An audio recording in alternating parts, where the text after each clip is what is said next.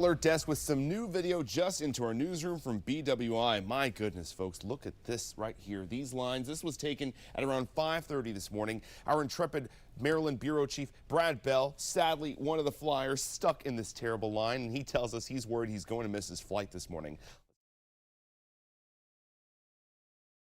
And after a busy weekend, things really calmed down starting Tuesday, but now as we're approaching the end of the week, you can see right here just how bad it is. It's become worse and worse as more TSA agents are calling out locally and across the country during this partial government shutdown.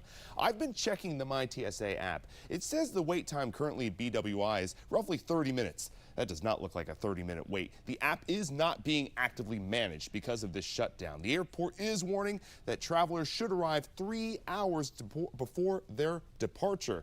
And there's some worries this could get worse because even if the shutdown eventually ends with all these agents across the country who've been quitting their jobs, it's going to take some time to replace them, Adam. The partial government shutdown has led to nearly 500 TSA agents quitting their jobs as negotiations continue on Capitol Hill. As national correspondent Christine Frizzell reports, security wait times are now the longest in TSA history.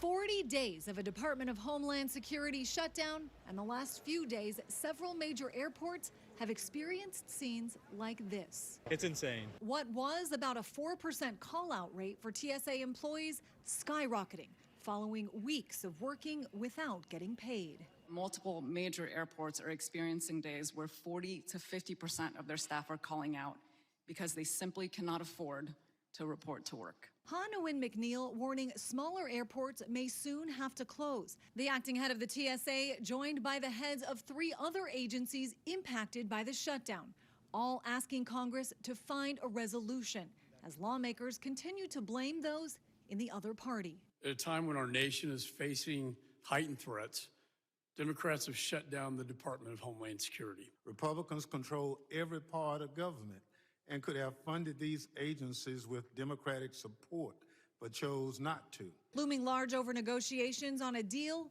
President Trump.